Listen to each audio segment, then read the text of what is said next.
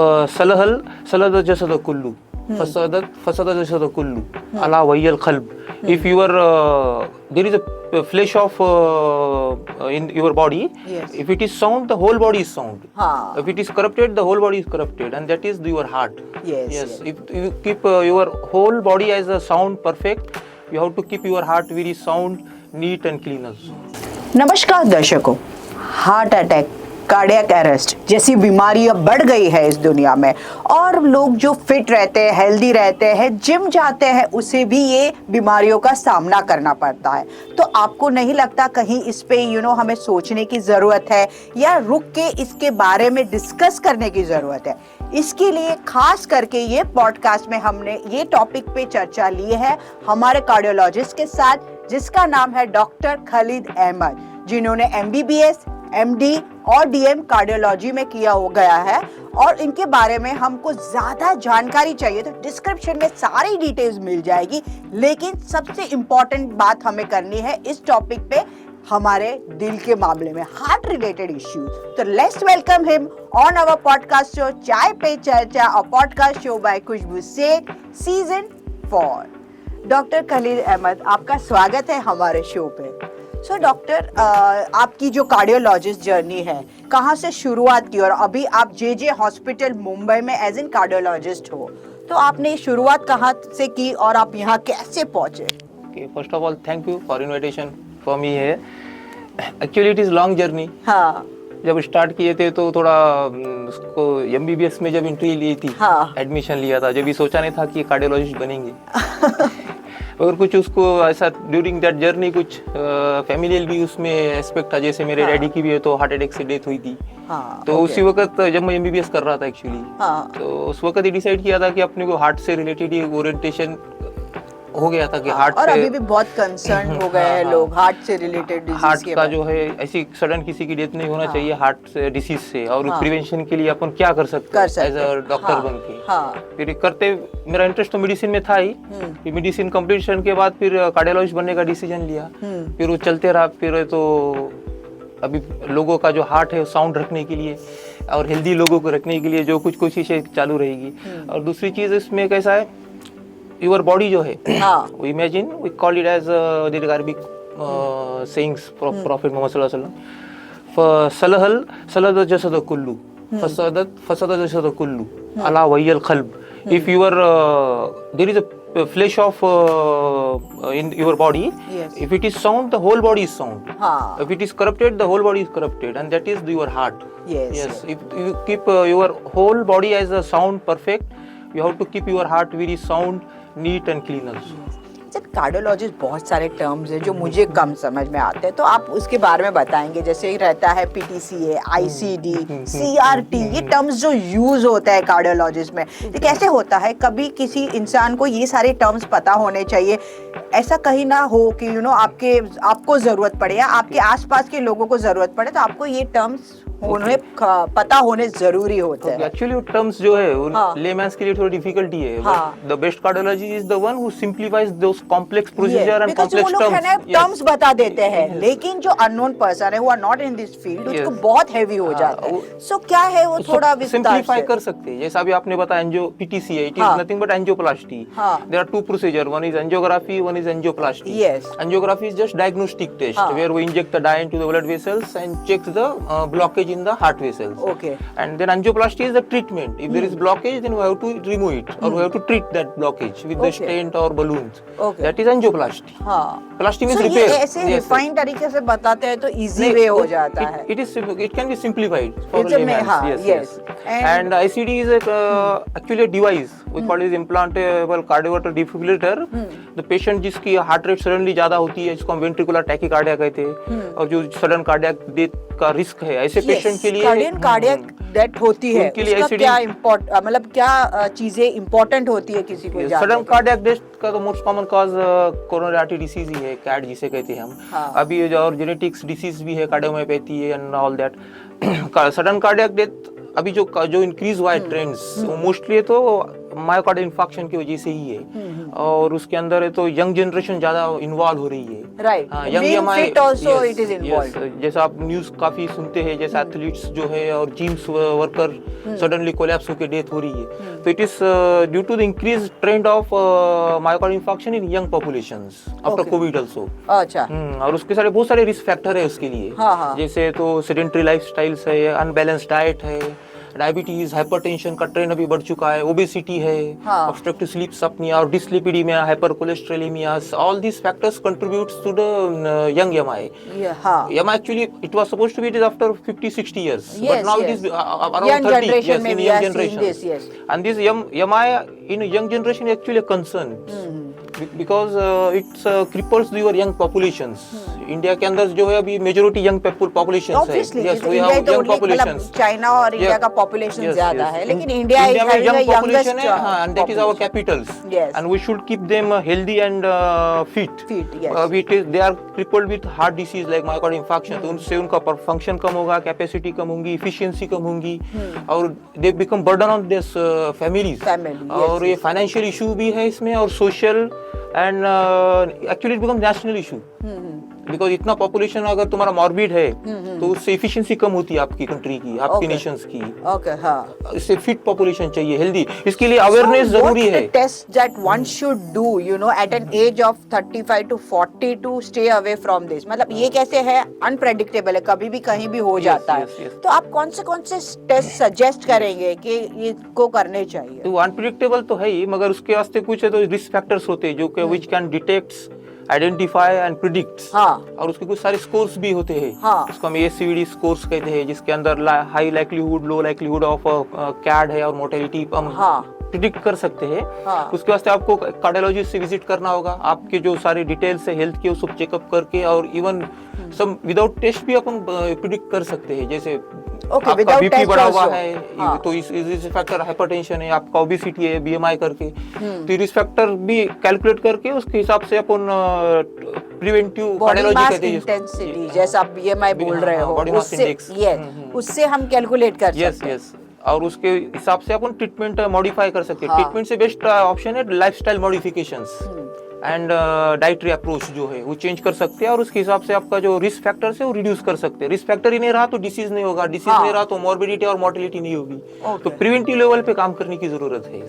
Okay, सो आप patients के care के ज्यादा केयर मिले उसके लिए आप क्या क्या सुविधाएं रखते हो, और जो मेडिकल इंटर्न्स रहते हैं उनके लिए आपको कुछ सजेशंस या उन्हें कुछ टिप्पणी जैसे हम कह सकते हैं उनके लिए आप देना चाहेंगे? फर्स्ट तो मेडिकल प्रोफेशन जो है इसके अंदर दो वर्ड की बहुत जरूरत है। एक तो sympathy and second humbleness. Obviously क्योंकि तुम्हारे पास सब रिसोर्सेस है, बस you can save the life. जिसकी डेथ है, टर्म्स कंप्लीट हुआ है, तो very difficult to explain this things because human is not immortal, but you have all the resources but you can not save the life. तो वहाँ का एक आप कितने इनसिग्निफिकेंट हो, आप कितने लोअर्स हो, आप कितने कमकुवत और वीक हो, ये अपन रियलाइज हो जाते हैं। ओके, ये आप मेडिकल साइंस में एक बार समझ गए आपको, तो इफ यू रियलाइज हाउ लोली यू आर, तो फिर you treat the people with humbleness and kindness. Okay, जो आपका जो ईगो है वो आप इसमें किल हो जाता है। तो ये बहुत ही इम्पोर्टेंट है जो यंग मेडिकल इंटर्न्स जो जॉइंड होते हैं पेशेंट्स के लिए जो सिंपैथी है वो बहुत इम्पोर्टेंट है। हम इसको कहते हैं ना कि if you we just provide the medicines, और क्यूअर्स जो है स्पॉन्टेनियस है और बाय गॉड रहता है, तो उसमें आपका एक्टिव रोल उतना नहीं है। इनडायरेक्टली देखा जाए तो पेशेंट केयर के लिए क्या और करना चाहिए? पेशेंट्स केयर के लिए जैसा पेशेंट से कम्युनिकेशन है, पेशेंट्स को है तो टर्म जैसे आपने बताया डिफिकल्ट जो उनको प्रॉपरली एक्सप्लेन कर रहे हैं सिंपल लैंग्वेज में। हाँ, जब when you realise that patient is getting fear और पैनिक, तो आपको उसके इमोशनल सपोर्ट की भी जरूरत होती है बीच में उनको देने के लिए। खाली मेडिसिन देना हो, टैबलेट देना हो तो फार्मासिस्ट का भी काम है। जो एज अ डॉक्टर जो होल कम्बो है, you have to treat the whole body, you have to consider their family, social status, their mental status also. So सब well-being है. It's a combination. Doctor is a combination of all. Health is nothing but is physical, spiritual, mental. सबका perfection चाहिए. Yes. सब combination आपको है तो सोच के उसके हिसाब से ट्रीटमेंट देना है. So तो आपकी ये एक ट्रीटमेंट में ये खास बात है कि आप इनको spiritually, mentally as well as Emotionally, physically, physically सब एवरीथिंग aspects consider करना है, even socially also.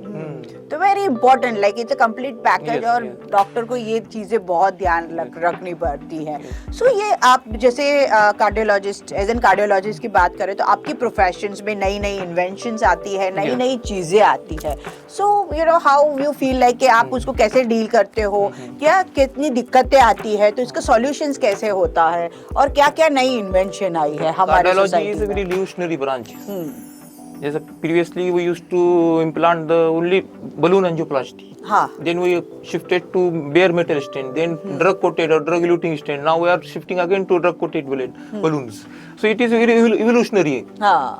And So you feel innovative, like it is yes. a difficulty to Yes, now adjust with the recently patient? we are targeting minimally invasive, हाँ target oriented and treatment or therapy with less or no side effects. That is our intention, whole the cardiology. हाँ Now we have seen the example of TAVI, हाँ transcatheter aortic or implantation. TAVI previously used to do ऐसा पूरा incision लेके open heart करके वाल implant करते थे। Yes, yes, मगर अभी yes. ऐसा कुछ करना नहीं, एक बिना टाके किए तो डायरेक्ट टावी और वाल इम्प्लांट कर सकते हैं।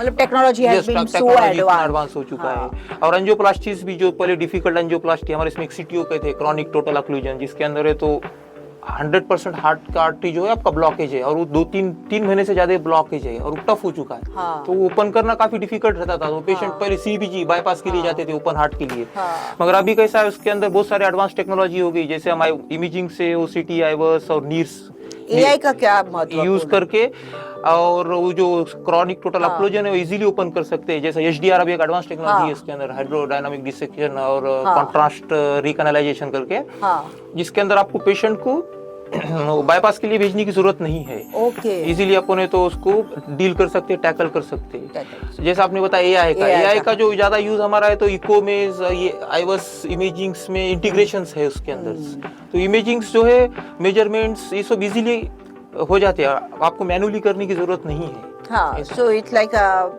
इजी वे टू द अभी 2D को मशीन है हमारे पास, 2D को 3D को मशीन से, उसके अंदर GLS इनकॉर्पोरेटेड है, वो ऑटोमेटिकली कैलकुलेट करेगा GLS। आपको सिर्फ 3 व्यूज देने हैं और GLS कैलकुलेट करने के लिए कुछ कैलकुलेशन करने की जरूरत नहीं है। तो ये AI का हेल्प है, ये आर्टिफिशियल इज बहुत वर्किंग, इम्पोर्टेंट महत्वपूर्ण है, and it is very helpful. या और कार्डियोलॉजिस्ट का जो है टेंशन जो है कम होता है उसकी वजह से। कार्डियोलॉजिस्ट की तो बात आपने बहुत कर ली, लेकिन हमें पता है कि आपकी एक और चाह है, travelling. You are a travel person, आप बहुत जगह पे ट्रैवल करते हो। So how you feel like managing as an cardiologist, because ये फुल टाइम जॉब है, लाइक फुल टाइम नहीं, night time, any time you can get a call of the patient, और उसके साथ साथ आप ट्रैवलिंग करते हो, तो how it's help it is? चाय का भी शौक है और ट्रैवलिंग का भी शौक है। चाय पीते को जो 10 मिनट आपको सुकून से बैठने मिलता है, उसके अंदर आप बहुत कुछ सोच लेते हैं जो कि आप वर्क करते हो सोच नहीं पाते। और उसके अंदर एक रिफ्रेशनिंग है, एक नवी न्यू एनर्जी मिलती है आपको डबल से और काम करने के लिए, क्योंकि आपको 24/7 वर्क करना है। नाइट नहीं है, डे नहीं है, कभी भी कॉल आते हैं, स्लीप नहीं है आपको। और मतलब आपकी energy factor is travelling. Yes, travelling भी और चाय भी। ट्रैवलिंग के अंदर कैसा है, ये जो आप एक्सप्लोर करते हैं, उसके वास्ते एक वर्ड है सालिक करके, अरबिक वर्ड है। It is not just travelling, physically travelling नहीं, इट इज आल्सो स्पिरिचुअल और डिवाइन ट्रैवलिंग है। You explore yourself also in travelling. उसमें कैसा है, you connect with the people, you explore the new words, new locations, और उनके traditions देखते हैं, उनके कल्चर्स देखते हैं, उनके लाइफस्टाइल्स देखते हैं, उनकी थिंकिंग्स आप पूछते हैं और सोचते हैं, फिर अपने से उनका कंपेयर करते हैं। तो एक अपना कैसा है, अपना इवोल्यूशन है उसके अंदर, और you learn many things from different people. Travelling खाली ऐसी पर्पसलेस वैंडरिंग नहीं है, उसके पीछे एम्स है, टारगेट्स है, वेरी पर्पसफुल है। इसमें मेरे को एक मिसाल देनी है, एग्जांपल देना है। उसमें कैसा है, हनी बीज जो होते हैं, जो उसके अंदर वर्कर्स रहते हैं, they got very life short span around weeks और month, obviously after it they die. उसके अंदर ही वो क्या करते हैं, पूरे उनकी ट्रैवलिंग में जाती है लाइफ उनकी। तो visit the flowers and gardens and nurseries, and what the ends is Honey, इतना स्वीट्स है वो जो उनका हार्ड वर्क है। It ultimately pads with the most sweetest thing on the earth, that is Honey. तो ये पर्पसफुल है, इसमें कुछ ऐसा दोनों तरफ से, इनर और आउटर दोनों तरफ से जर्नी है। सो हमारे दिल के डॉक्टर का राज ये है कि उनकी एनर्जी, उनको जो पावर मिलता है अपने क्लाइंट्स को वापस आके देने के लिए, तो वो ट्रैवलिंग से मिलता इट इज है। रिचार्जिंग है वो। सो इट्स गुड, आपकी जो प्रोफेशन रहती है लेकिन आपको कुछ अच्छी लगती है, कुछ हॉबीज अच्छी लगती है, वो आपको कंटिन्यू करना चाहिए। इट्स वर्क पैरेलल, आपका पूरा कांस्टेंट टाइम आपका वो प्रोफेशन में रहता है, तो थोड़ा ब्रेक मिलना सभी को बनता है, हक बनता है आपका। So thank you so much, doctor, and we would like to acknowledge you for your good work, and this is a small acknowledgement from our side to you. Thank you.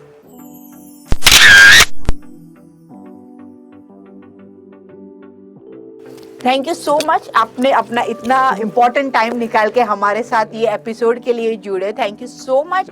सो दर्शकों, अगर आपको कुछ भी क्वेश्चंस हो तो आप comment section में डाल सकते हो। अगर आप हमारे चैनल में पहली बार आए हैं तो सब्सक्राइब करना मत भूलना। मिलते हैं हम नेक्स्ट एपिसोड में नेक्स्ट गेस्ट के साथ। तब तक के लिए बाय, टेक केयर।